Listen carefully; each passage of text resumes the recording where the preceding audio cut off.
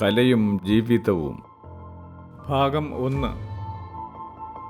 ജീവനെ പരിണമിപ്പിക്കുന്ന അതുല്യ ഊർജവിനിമയമായ കല ദൃശ്യ ശ്രാവ്യ മാധ്യമങ്ങളായ നൃത്യങ്ങളും ചിത്രങ്ങളും ശില്പങ്ങളും സംഗീതവുമൊക്കെയായി പരിധി നിശ്ചയിക്കപ്പെട്ടിരിക്കുന്ന മണ്ഡലങ്ങൾക്ക് അപ്പുറത്തേക്കും കടന്ന് പ്രവർത്തനതരമായ സകലതിലും വ്യാപിച്ചു നിൽക്കുന്ന പ്രാപഞ്ചികമായ സൂക്ഷ്മശേഷിയാണ്.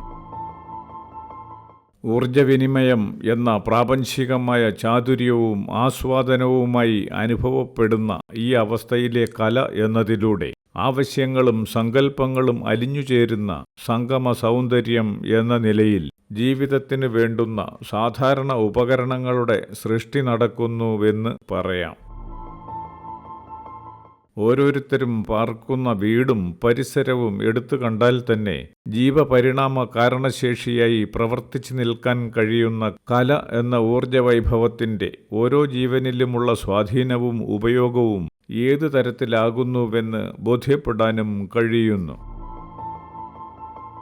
കല എന്നത് ആവശ്യങ്ങളും സങ്കല്പങ്ങളും അലിഞ്ഞുചേരുന്ന സംഗമ സൗന്ദര്യം എന്ന ഊർജവിനിമയം ആകുന്നത് കൊണ്ട് തന്നെ ഓരോ വീടും പരിസരവും ശുദ്ധിയും വൃത്തിയുമുള്ളതും അതുവഴി വ്യക്തിയും സമൂഹവും നാടും സൗന്ദര്യം ഉള്ളതാവുന്നതിന് ഒത്തവണ്ണം ജീവപരിണാമവും സംഭവിക്കുന്നു എന്ന് വരുന്നു. ജീവിത സാഹചര്യങ്ങൾ എന്ന ഊർജ നിക്ഷിപ്തതകളെ പരമാവധി യോഗ്യതയോടെ ഉപയോഗിക്കുക എന്ന നിലയിൽ സാധാരണഗതിയിൽ തെളിച്ചമുള്ള മനസ്സിന് വൃത്തിയും സൗന്ദര്യവൽക്കരണവും സാധ്യമാക്കുന്നതിനേ കഴിയുന്നുള്ളൂ.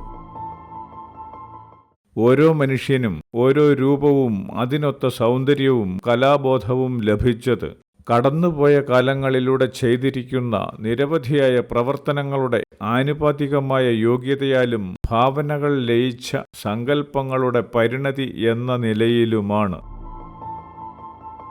ജീവന് വ്യത്യസ്തങ്ങളായ അനുഭവങ്ങളും അവസ്ഥകളും സംഭവിക്കുന്നതിൻ്റെ പിന്നിലുള്ള അടിസ്ഥാന യാഥാർത്ഥ്യം മുൻപറഞ്ഞ പ്രകാരമായിരിക്കെ വൃത്തിയുള്ള വീടും പരിസരവും നിരന്തരമായ ജാഗ്രതയോടെ സംരക്ഷിക്കുന്ന ജീവനുകൾ ആ പ്രവൃത്തിയുടെ ഫലം എന്ന നിലയിലും വാസസ്ഥാനത്തിൻ്റെ യോഗ്യത എന്ന നിലയിലും അറിവും സൗന്ദര്യവുമുള്ള രൂപമായി പരിണമിച്ചു വരുന്നതിന് ഇടയായി തീരുന്നു. ജീവനുകളെ പരിണമിപ്പിക്കുന്ന ഇവിധമായ പ്രവർത്തനഗതിയുടെ തുടർച്ചയിലൂടെ തലമുറകൾ അറിവും വിവേകവും സൗന്ദര്യവും ഉള്ളവരും കുലീനരും ആയിത്തീരുന്നതിന് ഇടവരുന്നു. ഇത്തരത്തിൽ തലമുറകൾ കടന്നുവരുന്ന ജീവിതഗതിയുടെ പാരമ്പര്യത്തിൽ വന്നു ജനിക്കുന്നവർക്ക് ജീവന്റെ യോഗ്യത എന്ന നിലയിൽ ഉന്നതമായ അവസ്ഥാ സൗകര്യങ്ങളും ആസ്വാദന നിലവാരവും സൗന്ദര്യബോധവും ഫലമായി വരുന്നു. ആരെയും ബോധിപ്പിക്കാതെ തന്നെ സ്വയമായി ചെയ്ത് സംതൃപ്തി നേടാവുന്നതും സ്വയമായും ലോകത്തിന് തന്നെ ഉപകാരപ്രദമായും തീരുന്ന കലയുടെ സാർവലൗകികമായ പ്രവർത്തന യോഗ്യത എന്നത് ഭംഗിയായും വൃത്തിയായും സൂക്ഷിക്കുന്ന പ്രവർത്തന ഇടം എന്ന മഹത്വമുള്ള അനുഭവമാകുന്നു. ഇവിടെ വിജയം കൊണ്ട് മുന്നേറുന്നത് തത്വാധിഷ്ഠിതമായ നിയമങ്ങളും ക്രമീകൃതമായ ജീവബന്ധങ്ങളുമാകുന്നു. തത്വാധിഷ്ഠിതമായ നിയമങ്ങളും ക്രമീകൃതമായ ജീവബന്ധങ്ങളും കൊണ്ട് കാലപ്രവാഹത്തിലൂടെ വികാസം പ്രാപിക്കുന്ന അറിവും അതിനൊത്ത ആസ്വാദന തലവും സംസ്കാരവും കാലാനുസൃതമായി ഉന്നതമായിരിക്കുകയും ചെയ്യും. എവിടെയോ എന്തിലോ ആയിരുന്നാലും അതിലുള്ളതിൻ്റെയെല്ലാം സൂക്ഷ്മമായ ശക്തിവിശേഷങ്ങൾക്ക് വിധേയമാകാതിരിക്കുന്നതിനും അതിനൊത്തവണ്ണം ആയിത്തീരാതിരിക്കുന്നതിനും യോഗ്യതയ്ക്കനുസരിച്ച് ഏതൊരു ജീവനും സാധ്യമല്ലാതെ വരുന്നു എന്നത് പ്രകൃതി നിയമവുമാണ്. ഓരോവിധ അനുഭവമായി പ്രകൃതി ജീവനിൽ സന്നിവേശിച്ചുകൊണ്ടിരിക്കുന്നത് കൊണ്ട് ജീവിതം എന്നതിൻ്റെ എല്ലാ തലങ്ങളിലും വൃത്തിയും ക്രമീകരണങ്ങളും സാമൂഹികമായി പ്രാവർത്തികമാക്കുന്നതിലൂടെ അർഹിക്കുന്ന അവകാശം എന്ന നിലയിൽ ഒരു സമൂഹത്തിനും രാജ്യത്തിനും ലോകത്തിന് മുഴുവനുമായി ഗുണപ്പെടും വിധം ഉന്നതശേഷിയുള്ളവരും അറിവുകൊണ്ട് തികവുള്ളവരുമായ സന്തതികളെ ലഭിക്കുന്നതായി എക്കാലത്തും സംഭവിക്കുകയും ചെയ്യും. പ്രവൃത്തിക്ക് ഒത്ത ഫലം നിശ്ചയമായതുകൊണ്ട് ഇങ്ങനെ സംഭവിക്കാതിരിക്കാനും സാധ്യമാവുന്നില്ല. ജീവനെ ദ്രുത പരിണാമത്തിന് വിധേയമാക്കുന്ന കല എന്ന ഊർജവിനിമയത്തിൻ്റെ പ്രാഥമിക തലം എന്ന നിലയിൽ തന്നെ ഒരു വീടിൻ്റെ ഏറ്റവും അധികമായും നിരന്തരമായും പ്രവർത്തനനിരതമായിരിക്കുന്ന എല്ലാ ഭാഗങ്ങളും അധികം ശുദ്ധിയുണ്ടാകേണ്ടതും അടുക്കും ചിട്ടയുമുള്ളതും ക്രമീകൃതമാകേണ്ടതും അലങ്കാരങ്ങൾ ഉന്നതമായ സങ്കല്പത്തിൽ അധിഷ്ഠിതമാക്കേണ്ടതും ഒന്നും അധികമാകാത്തതും ആയിരിക്കേണ്ടതായി വരുന്നു. കാരണം ജീവിതം എന്നത് ഊർജത്തിൻ്റെ ഭാവവൈവിധ്യങ്ങളുടെ കേവലമായ വിനിമയമാണ്. ഈ വിധത്തിൽ കാണുമ്പോൾ ഒരു വീടിൻ്റെ ഏറ്റവും അധികമായി വിനിമയ വിധേയമാവുന്ന ഭാഗം ജീവരൂപത്തിൻ്റെ മുഖം എന്നതുപോലുള്ള മുൻഭാഗമാണെന്ന ബോധ്യമാണ് ഉണ്ടാവുന്നത്. എന്നാൽ വീടിൻ്റെ പൂമുഖം പോലെ തന്നെ ജീവന് വേണ്ടി ഊർജ പരിവർത്തനം അധികമായി നടത്തുന്ന പാചകമുറിയും മറ്റെല്ലാ ഭാഗങ്ങൾക്കും ഒത്തവണ്ണം ക്രമീകൃതവും വൃത്തിയുള്ളതും സങ്കല്പ മഹത്വം കൊണ്ട് സമ്പന്നമാകേണ്ടതുമുണ്ട്. ജീവന്റെ മനുഷ്യൻ എന്ന അവസ്ഥയിലെ ഔന്നത്യം ഒന്നുകൊണ്ട് മാത്രം അനിവാര്യമായും ശുദ്ധമായും ഇരിക്കേണ്ടുന്ന അന്തരീക്ഷത്തിന് വേണ്ടി തന്നെ മനുഷ്യജീവന് യോജ്യമല്ലാത്ത വിസർജ്യവും അല്ലാത്തതുമായ വസ്തുക്കളെ നിക്ഷേപിക്കുന്നതിൻ്റെ ക്രമീകരണങ്ങളും അതിനു വേണ്ടുന്ന കാഴ്ചപ്പാടുകളും വികസിതമായിരിക്കുന്നുവെന്നാൽ ആ പ്രവർത്തന ഫലമായി ജീവന്റെ ഔന്നത്യത്തെ വലുപ്പപ്പെടുത്തുന്ന ആസ്വാദന നിലവാരത്തിൽ എത്തുന്നുവെന്നാണ് കാണാൻ കഴിയുക. ഇപ്രകാരം ക്രമീകൃതമായ ജീവിതവും ലക്ഷ്യബോധവുമുള്ള കുടുംബ പരമ്പരകളിലൂടെ ജനിച്ചുവരുന്ന സന്തതികൾ ജീവനിൽ വിശുദ്ധിക്കൊപ്പം പ്രവർത്തനത്തിൻ്റെ അറിവും തികവും ഉള്ളവരാകുന്നതുകൊണ്ട് അതുല്യരും അനുകരണീയരും ആയിരിക്കുകയും ചെയ്യും. ക്രമീകരണത്തിൻ്റെ യോഗ്യതയും ഉന്നത സങ്കല്പങ്ങളുടെ സാക്ഷാത്കാരം എന്ന സാങ്കേതികതയും സംഗമിച്ച് സൃഷ്ടിക്കുന്നതിലൂടെ സംഭവിക്കുന്നത് ജീവകാരണ വിശേഷങ്ങളായ അടിസ്ഥാന ശക്തികളെ സ്വായത്തമാക്കേണ്ടുന്ന ജീവന്റെ പ്രവർത്തനഗതി ശക്തമായി തീരുന്നുവെന്നതാണ്.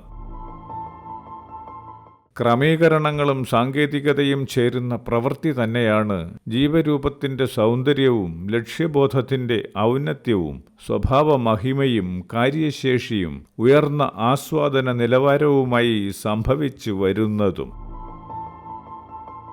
ഊർജവിനിമയം എന്ന പ്രവൃത്തിയുടെ യോഗ്യത ജീവനിൽ തന്നെ നിക്ഷിപ്തമായി ജീവന്റെ അറിവിനെ ബോധ്യപ്പെടുത്തുന്ന പ്രവർത്തനങ്ങളിലെ മഹത്വവും പ്രകൃതിയുടെ സുന്ദരഭാവങ്ങളുടെ പ്രത്യക്ഷീഭവിക്കലുമായി വരുന്നു.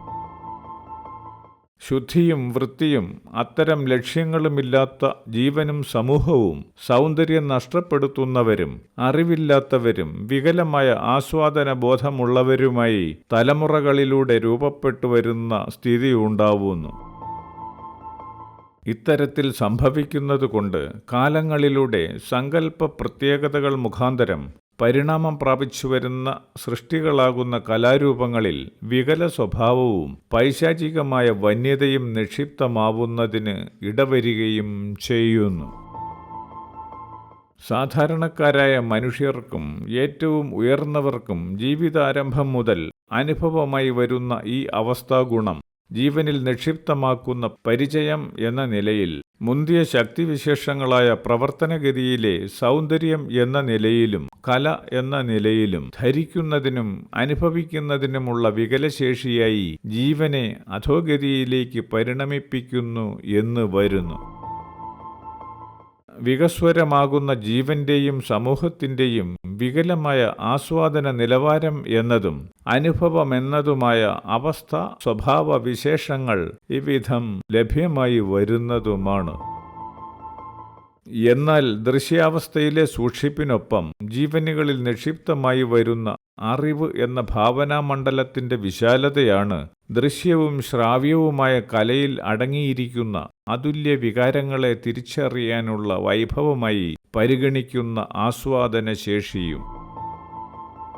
കാര്യകാരണങ്ങൾ തിരിച്ചറിയാനാവാത്ത അവസ്ഥയിൽ അനുകരണമെന്ന നിലയിൽ ഉയർന്ന ജീവിത നിലവാരവും വീക്ഷണവും ഉള്ളവരെ പോലെ വസ്ത്രം ധരിച്ച് നടക്കുന്നതിന് ഈ കാലത്തിന്റെ വൈഭവം നിമിത്തമായി മിക്കവർക്കും സാധ്യവുമാകുന്നു.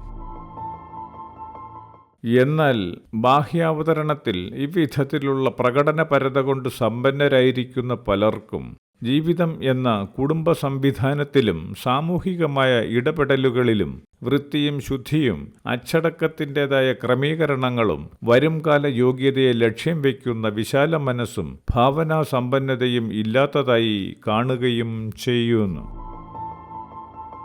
ഇക്കൂട്ടരുടെ ജീവിത ലക്ഷ്യം എന്നത് ജീവലക്ഷ്യം എന്ന യാഥാർത്ഥ്യവുമായി തട്ടിച്ചു നോക്കുമ്പോൾ ശൂന്യതയോ വികലതയോ ആകുന്നുവെന്നും മനസ്സിലാക്കേണ്ടി വരുന്നു. ഇത്തരം ജീവരൂപങ്ങൾ ഓരോന്നും യഥാർത്ഥത്തിൽ കലാസ്വാദനം എന്ന മണ്ഡലത്തിൽ താഴേക്കിടയിൽ ആയിരിക്കുന്നുവെന്നേ പറയാനാവുകയുള്ളൂ.